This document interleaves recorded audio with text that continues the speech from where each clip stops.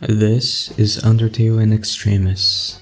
Undertale at the most extreme of circumstances. This is a turn-based engine written in assembly Risc-V.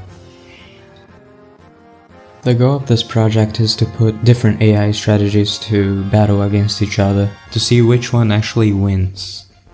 Currently the game actually resembles a standard JRPG combat. But that actually poses a problem, because to test AI properly, standard JRPG combat is too simple.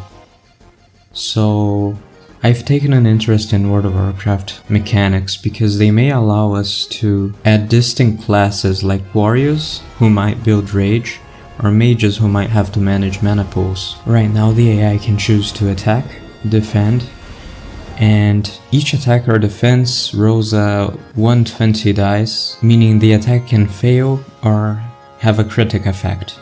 A critical defense actually causes a parry, which is a counterattack. Once the classes are in, the final step is actually to build a headless mode.